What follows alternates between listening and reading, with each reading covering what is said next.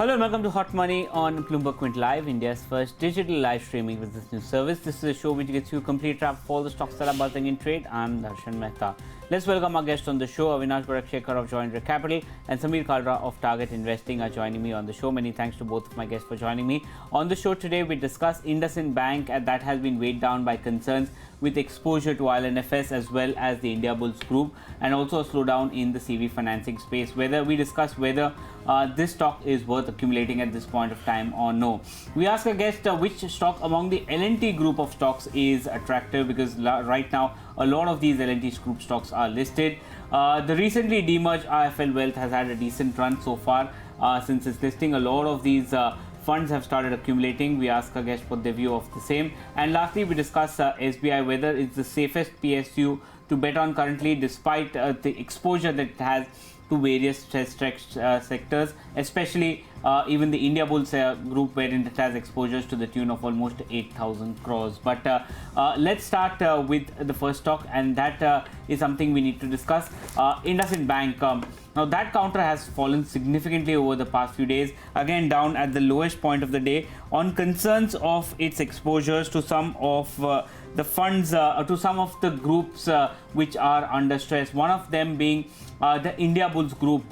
While the management says that the entire collateral has been taken care of and they don't have significant exposure, the market certainly doesn't seem to. It was down almost 10% yesterday, down another 5% today. So there is a lot of concern on IndusInd Bank. So what should one do? Avinash, what's your sense on IndusInd Bank? What should one do? Do you think that concerns are now priced into the stock price, or there could be more trouble? Darshan, I think if you look at the Q1 numbers, I think despite these concerns coming earlier also, I think the company posted a decent performance.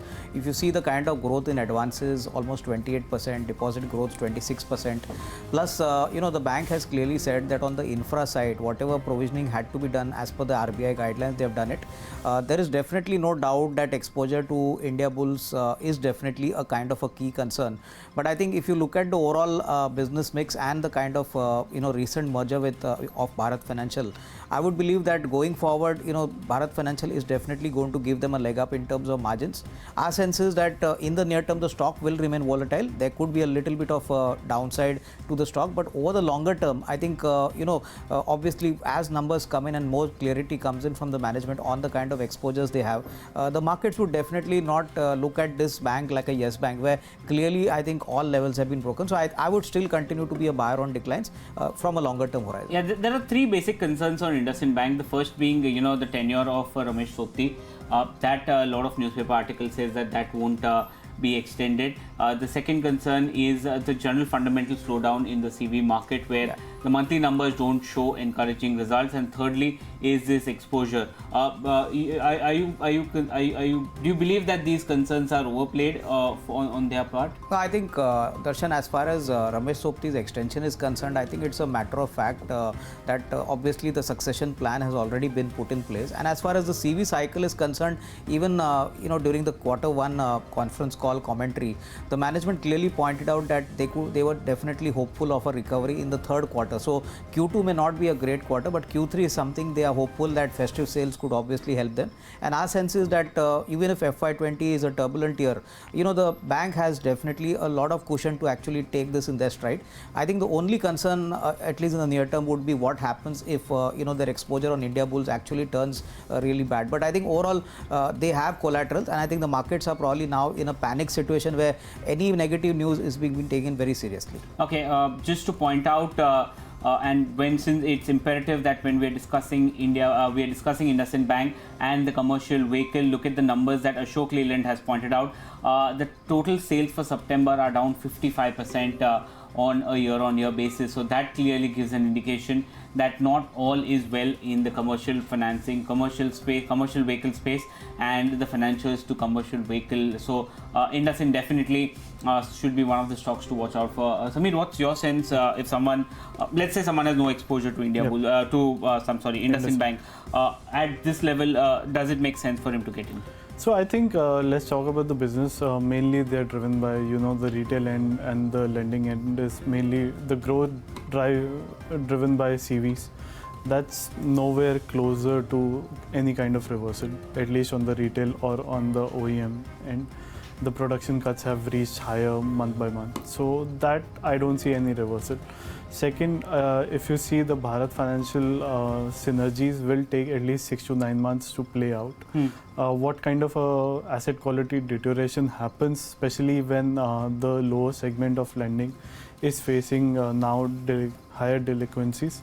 So that remains to be a pressure. And third, when any incremental NBFC like a India Bulls or any large NBFC comes out as a, let's say, in a bad situation, then preemptive provisioning is required now. So now if they feel that some kind of a preemptive provisioning is required this quarter, whether it's India Bulls or any other NBFC or any other private listed Altico, some kind of similar issues are there. So that will increase the provisioning. So I think let it cool off for a quarter or two, then start to accumulate, even if it comes at a higher price. Because by that time, the whole situation on the fundamental basis is already in the numbers. So rather than being preemptive that everything is sorted out and it's in the price, it's better to be a post investor right now and not have that catch of falling knife. Okay, and what's your sense on the exposure that it has to various groups? It had to ILFS, it has to India Bulls. What's your sense on that aspect? Because that's not fundamental to the core business, but these are the factors that are affecting the share price. So I think these two exposures, ILFS was an overhang for 6 to 9 months till the time the exposure wasn't being, told out upright that this is a total exposure. We've seen the fall over there. I think if they repeat the same mistake in India Bulls, the fall will be further. Because now, if you see by March 2020, the new MD has to come in. I am taking that if his extension doesn't work out with RBI, which most likely will not, then the new guy has to come in at least in December or between December and March. So I think how that management will play out, whether it's still conservative or goes more aggressive on the provisioning, that will also play out. So that's why I'm saying give it 6 to 9 months. There are a lot of changes in the system. And when exposure goes bad, because India Bulls now becomes a very critical issue. So I think they might put some kind of provisioning incrementally. What have you told your clients on India Bulls Housing Finance? You think that what's your sense that whether they will be able to come out of it, or it may go like some of the other banks that we've seen? So I think India Bulls, if you see, first of all, we never owned any part of any group company. Secondly, since the NBFC crisis came in, the liquidity issue on the face of it looked fine for India Bulls. But incrementally, all that cash was going for a repayment. There was no loan growth. There was always asset around degrowth of 20% year on year. So I think that will be a really pain if they don't get a banking license one way or the other. Because going ahead, I think as per my checks, the bond market has already dried up for them. And now whatever mutual funds or anyone has, is being sold off at a very high yield, which also is not seeing any demand. So I think now it becomes very critical because everyone becomes very pessimistic, and it might take, it has to be most likely gone in a bad way rather than a better way. Okay, just before we move on, Avinash, your sense on India Bulls, you think things will get even worse for them going ahead, or it's now done? No, I think, if the merger does not go through, which is most likely now looking very much possible, I think then it's going to be tough for the guys. Clearly, funding costs are going to go up, and as Samir mentioned, clearly on the debt side, clearly funding is going to be a constraint. So I think if at all growth has to happen, I think markets would obviously look at yields and spreads and what are the kind of asset quality levels. So I think it's better to avoid the stock as of now, wait for the Q2 numbers and the commentary, and I think thereafter one could take a call. Okay, that's the view that's coming in on IndusInd Bank. The next stock we want to discuss is basically a conglomerate. Now, there are 5 listed companies of the L&T group. Why we've done this is that there has been a lot of movement. Over the past few days, I have seen significant amount of brokerage community writing on L&T, and they expect that since the tax cut have been announced, there will be a spurt in investments, and that will benefit L&T. So at least 7 to 8 reports on L&T came out. L&T Finance is reeling under pressure. It was down 10% in trade yesterday. on the back of, it's still down today, on the back of concerns of their exposure. The other group companies include the IT companies that they have. There is L&T Tech, which is into L&T Tech, there is L&T Infotech, as well as Mindtree, since now it becomes a subsidiary. So there are 5 listed companies that L&T has. We'll ask our guest what's the pecking order, which is the best and which is the least preferred stock in this space. So out of the 5, which is, if you had to play the L&T theme, which one would you buy and which one would you avoid? So I think I would focus on L&T and L&T Tech. Okay. Rest, L&T Infotech is a neutral for me, but L&T Finances and Mindtree is a total exit or avoid category for me. So if you see L&T as a whole group, the major cash flow generator is L&T as a parent level as well, and it feeds a lot of cash flow throughout the group companies, especially in L&T Finance. And secondly, if you see now, their strategy of 3 years back was more going towards Middle East. Now they're focusing back to India, and more engineering orders are coming to them rather than just basic infrastructure orders, which gives them a better order book, which is more executable. And secondly, the cash flows are better over there. So I think that really improves, and the valuation hasn't seen much of upside in past 12 to 18 months from my point of view. So I think it's better to be placed in L&T, because the market share, again, when the real estate market also picks up, there's a lot of real estate projects which L&T executes. So I think to play the real estate and the capital goods side, I think L&T is the best to be placed in. L&T Tech, the margins are better, the market shares are higher. So I think over there, another engineering end to it as well gives you a better point. So I think it's better to play by these two. What are the concerns with L&T Finance? It has been falling. What is the market fearing in this counter? So for me, the basic thing since September 2018 has been tracking who gets how much money and at what cost. So if you see L&T Finance, despite being a large group conglomerate, is not getting that much of cash through CPs or CDs right now. They are not able to raise up. They are able to raise up only through private equity deals or foreign bonds. So that puts a lot of one-time funding rather than a regular funding, which is a NBFC's main criteria. And the asset quality of certain groups are hurting its provisioning as well. So I think it's better to stay away from, even though it's a big group NBFC, but I think it's better to stay away because I see more downside than upside. Okay, and you feel that there could be weakness on the IT front also, where see, on the IT front, what is happening that they are planning to grow. Now, if they would have put in that much cash in L&T Infotech rather than putting in Mindtree, I think, at least from my point of view, in short term and medium term, it would have been a better choice. But what has happened now, that cash has been deployed in Mindtree. So for L&T Infotech's growth on its own, it has only internal cash flow, and the margins are thinner. So any incremental contract which they are getting are on a thin margin because the competition is getting heated up.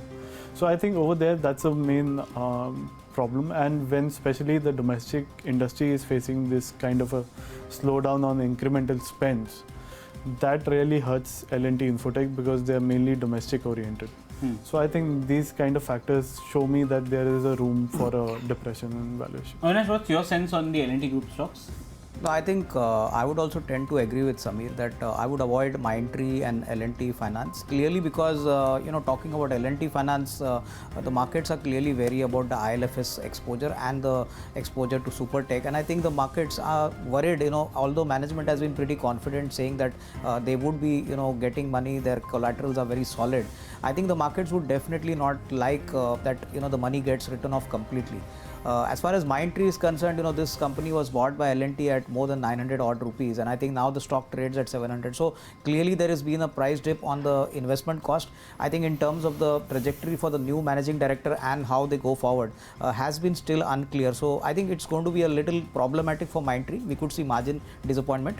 The only bright spots could be companies like L&T Technology, where they operate in a niche space like engineering research and development, and where the order pipeline has been good. Obviously margin pressure has been been there. The Q2 also could obviously be a little softer, considering that one of their high-tech and semiconductor clients has actually reduced their order intake. But I think overall, I think if you look at the price reward, over the longer term, I think L&T Tech seems to be the best position. And of course, L&T being the holding company, has a large exposure to infra and a large holding obviously value in most of the businesses.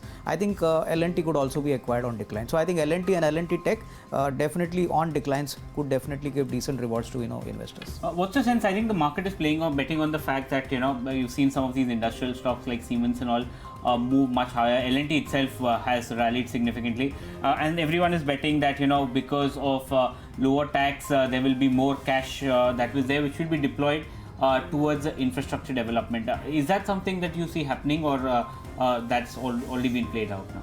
I think, Neeraj, clearly the corporate tax cut would obviously benefit L&T, considering that it was a full tax paying company. But if you look at the way investments have been made in Mindtree, I think the markets are not very happy, and I think going forward infrastructure is going to require a huge amount of investment. So I think markets would obviously keenly watch how cash flows and how these kind of tax savings L&T would be utilizing.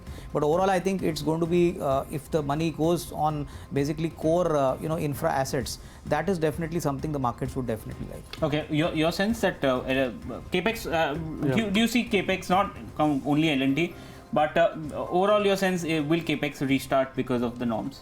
So I think for me, this corporate tax cut mainly is focused on bringing in new money rather than helping out the existing money, because existing money still has choices whether to put for a capex or whether to give back to shareholders, or these options are there. But for the new money who was waiting on the sidelines or was contemplating because the IRRs were not working out due to the tax rate. So now that really comes in. It'll take a while, it'll not come overnight. So I think next 12 to 18 months will play out. But yeah, again, the anticipation rally or that kind of a move has been played out in L&T, Siemens or ABB for that matter of fact. But I would now start a SIP in that. Okay. So that when the valuations suppress because of these guys exiting and that not coming really into the short term, I think that will give an opportunity for buying at a lower prices. Okay, that's the view that's coming in on the L&T Group stock. The next stock is a stock that got recently listed. Now, the reason of listing was that there was one company called IIFL Holding, which got split into three. So now there's IIFL Holding, IIFL Securities, which deals with the broking arm of the company, and IIFL Wealth, which deals with basically the wealth business that they have. So that is where they, the PMS, the wealth, all that aspects comes into focus. Over the past few days, we've seen a lot of funds, especially the small cap world fund, accumulate significantly in the counter.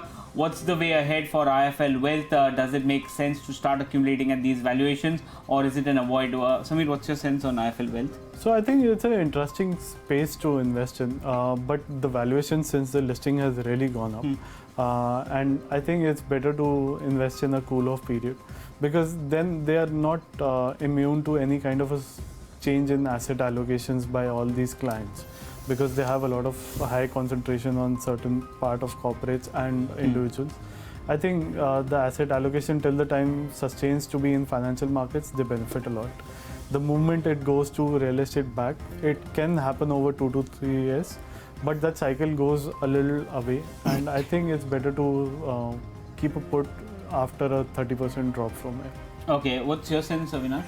No, in fact, Neeraj, Darshan, I would believe that clearly, the stock has just got listed. So I think it's difficult to give a view on the fundamentals based on, what kind of valuations the stock trades. But I think clearly it's a very profitable business. And I think at least in the near term, the challenge will be that whether the sustainability in inflows could be maintained, considering the kind of volatility we have seen in the capital market. So I would believe that it's better to at least give it 1 or 2 quarters of performance and then have a look at the stock. I think definitely longer term, this business is extremely profitable, but I would definitely wait for some time correction and price correction and then enter. Okay, that's the sense. Apart from it, if this doesn't have, what's your sense on some of the peers that this works, and basically wealth broking companies like an Edelweiss or a Motilal Oswal, have you recommended those to your clients? In fact, we have recommended Edelweiss, but our sense is that clearly pure wealth businesses, Darshan, are definitely businesses which are definitely a typical bull market kind of product. So I think in this market where markets have been extremely volatile, it would take a lot of time before we could see these kind of performances what we have been seeing in the last few years. So I think, as I said earlier, I would prefer to watch this space, but definitely as far as investment is concerned, it's better to wait and watch for some time. Okay, and your sense on the broking investment businesses, is that something that you personally own or have recommended to your clients? I do not own. At a point, I used to own Motilal Oswal, but that we exited on the top. See, the only problem now is becoming for them, pledging is going away for their clients. It becomes more difficult. They were trying to open the housing finance companies. Every brokerage started to do that. That has become impossible for them to grow now onwards because the funding has become even a bigger issue for them. And the pure brokerage business is changing dramatically from the back end of it. In terms of F&O stocks going less, in terms of it being more institutional trades going ahead. So I think it's better to stay away from these stocks, and I'll stick to IIFL Wealth, but at a purely valuation where it comes at a lower price. Okay, that's the view that's coming in IIFL Wealth. I think more data is needed before there could be an investment decision. So there could be correction. So buy on declines if it corrects significantly. That is something that's been spoken about. And the last stock we want to talk about is SBI. So that's another interesting case. While a lot of these counters got hammered because of the exposure to the Indiabulls Group stock. SBI has massive exposure to most of the companies. It has an exposure of almost 8,000 crores to the Indiabulls story. But compared to what's happened, and it's managed to outperform the other PSU banks. So whenever we speak to people, if you want to invest in PSU banks, SBI is probably the only stock that's been spoken about. But what's the sense on SBI going ahead? Are these exposures any bit of a concern? That's something that we'll ask. Avinash, SBI, what have you told your clients now? No, I think, Darshan, we have been telling our clients to actually buy the stock, in a SIP method, because our sense is that, if you look at the Q1 performance, I think both the retail, book as well as the overall loan book grew at a very decent pace. And I think the management commentary has also been very solid. The management still appears to be quite confident of recovery of several NCLT assets. The only concern, as you rightly mentioned, was that, the exposure to Indiabulls as well as some stressed corporates is still pretty high. Our sense is that, if somebody has a long-term view over the next, say, 12-18 months, I would not be surprised that you could see a very sharp correction on the price, because most of the negatives have been factored in. And they also hold significant stakes in some of their holding companies like SBI Life, typically, some of the other unlisted names. So that would also give them some sort of valuation comfort. So I would believe that despite the fact that the run-up may not happen significantly, this is one PSU stock which is definitely relatively more safer than the other PSU, stocks which are currently battling with asset quality issues. And what's your sense on SBI? So I think for me, incrementally, it's a void.